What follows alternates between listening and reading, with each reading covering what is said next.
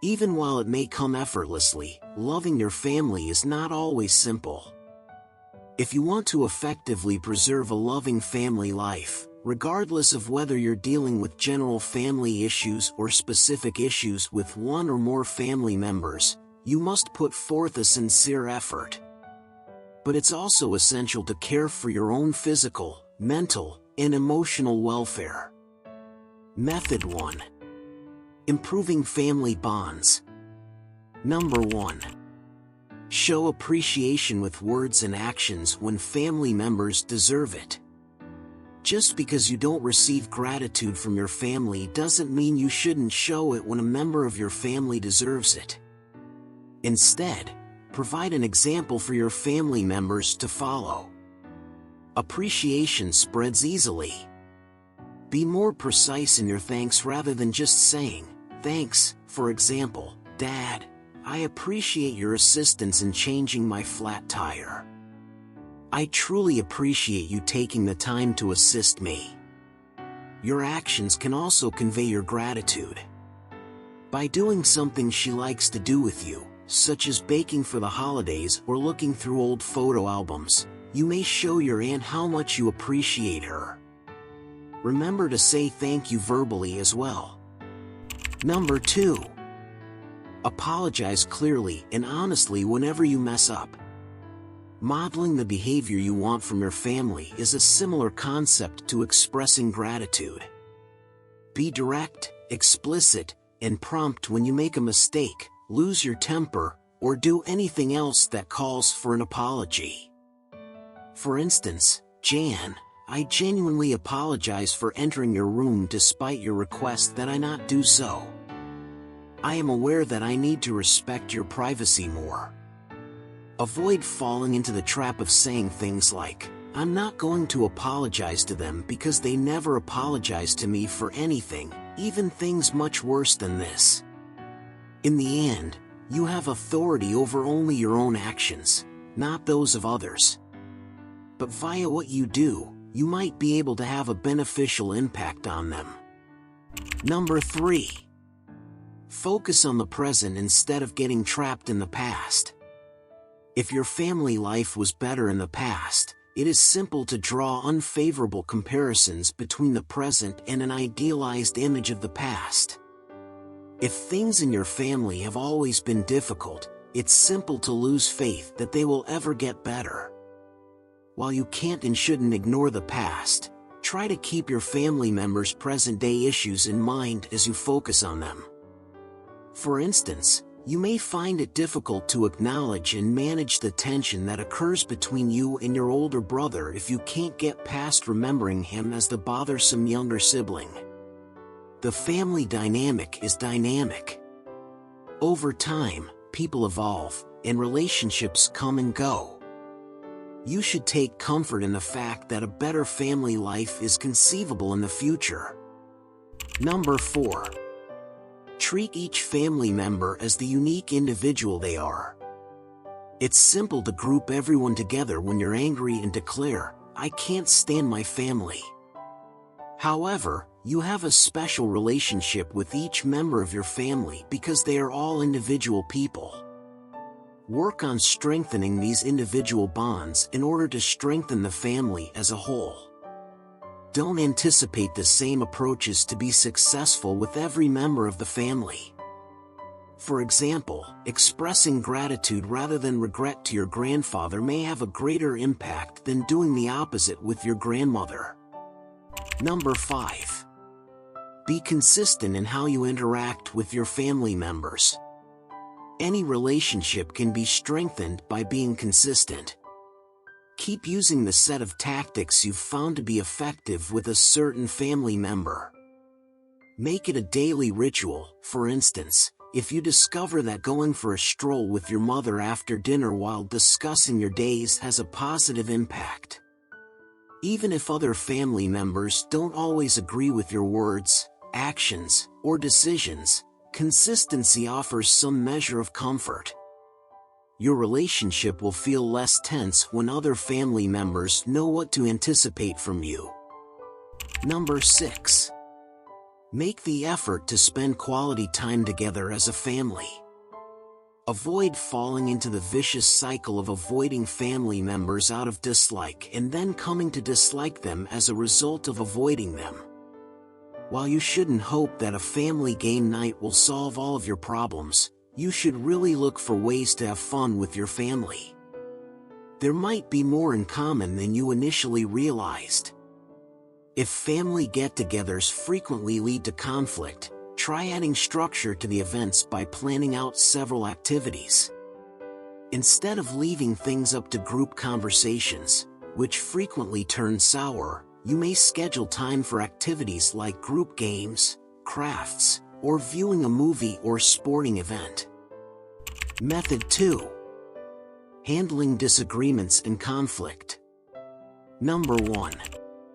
Write down for yourself why loving your family is difficult but important. Take out a piece of paper and write down why loving my family is difficult for me and why loving my family is important to me. For each area, list a few items that immediately come to mind. Use these lists as inspiration, encouragement, and direction as you strive to strengthen your family ties. You might, for instance, find it challenging to love your family since they frequently argue and don't seem to get you. Because you need their support and value what they've done for you, you might think it's crucial to find a way to love them. Look back at what you wrote to help you recall why you're motivated to improve things when times are rough. Number 2. Listen to family members and try to understand their perspectives. If you don't actually listen to your family, how can you expect them to? Give them the chance to express themselves rather than becoming frustrated or thinking, "Here we go again." Listen to what they are saying and attempt to put yourself in their position. Strong family relationships depend on having the capacity for empathy, or the capacity to comprehend how another person is feeling. It's crucial for you to acknowledge that your family members' feelings are truly their own even if you don't agree with everything they think or say. Number 3. Take several deep breaths when you're having trouble staying calm. Take a long, slow breath in through your nose, hold it for a moment, and then slowly let it out through pursed lips. If necessary, take a little break from the situation to take a deep breath and gather yourself, or breathe quietly in the middle of a tense family argument. You can experiment with a variety of deep breathing techniques. One well-known illustration is to take a deep breath in through your nose for a count of 4, hold it for a count of 4, and then slowly let it out for a count of 4. Number 4. Explain your concerns in a non-confrontational way. Because you don't want to offend your family members, resist the impulse to hold your emotions inside. You and your family won't benefit from doing this. But at the same time, avoid expressing yourself in an angry, accusatory manner. Talk about what is occurring, how you are feeling, what needs to be done, and what might happen if nothing changes while remaining calm, clear, and explicit. Switch to I statements from you statements. As a result, the atmosphere remains less antagonistic and accusing. As an illustration, say, "I feel like there isn't enough respect for my fiancé, and that all the nasty remarks and rude behavior are hurting my connection with this family. I need greater respect from everyone for the partner I've selected, or I'll have to limit my time with my family." Number 5. Agree to limits on topics that frequently cause conflict. Politics, your dating or child-rearing decisions, your professional route, and other contentious issues could lead to ongoing issues. While it's crucial to discuss these kinds of vital topics in some way, establishing fair norms and boundaries will help lessen the frequent family fireworks that appear to occur. Even while the old adage, "Don't discuss politics at the dinner table," may seem archaic, it's still a good rule to follow. Update it by establishing some ground rules, such the following: Contrary to what some family members may believe, not every problem needs to be discussed openly with everyone. Confide in the family member or family members with whom you most like having difficult conversations. Number 6. List your wants and needs and ask each family member to do the same. It's preferable to work on this individually with each family member. Write down a list of up to 7 things the other person should know about you, ask them to do the same, and then share it and discuss your lists with honesty and empathy. The exercise should be finished by every member of the family together. You might, for instance, need to be granted more privacy occasionally and want to get more open praise for the diligent work you put out in your studies. Do the activity without the family member if they won't participate, and then write down what you imagine their list of wants and needs to be. Method 3. Setting personal boundaries. Number 1. Treat your own well-being as essential, not selfish. You must sincerely love yourself if you want to truly love your family because you are a part of it. You won't be able to try to improve your relationship with your family if you don't make the time to love and care for yourself. This includes on a mental, emotional, and physical level. It's not selfish to go for a solitary run every morning to get some exercise and clear your thoughts, and it's not selfish to get together with pals occasionally. It takes a lot of effort to manage a family, so you need to put yourself in the appropriate state of mind. Maintaining a good personal or family life requires more than constantly putting your needs last in order to satisfy those of others. Finding the ideal ratio between self-care and self-sacrifice is key. Number 2. Detach from a toxic relationship as an alternative to a full exit. With extended family rather than immediate family, this usually works better. It essentially means being present physically but not truly being there. Spend as little time as possible with the difficult family member or members while being courteous, but otherwise, ignore them in your own thoughts.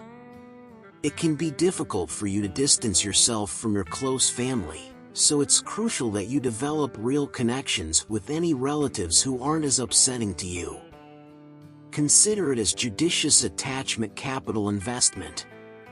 Number 3. End the relationship if your own well-being is seriously endangered. Not all familial ties can or ought to be mended. Consider whether breaking all links is the only healthy course of action if your efforts have been futile and the situation is simply getting worse. Get immediate assistance if you are experiencing physical or psychological abuse. Options include phoning emergency services or telling a trusted adult, such as a teacher or guidance counselor. If it's possible for you to break the news to your family members in person, do it calmly and simply. I have decided that, for my own well-being, I can't have contact with you any longer. Otherwise, draft a letter that is equally restrained and straightforward. If you liked this video, please hit like and subscribe for Life Issues channel. A channel for all social issues that you may face every day. Thanks for watching.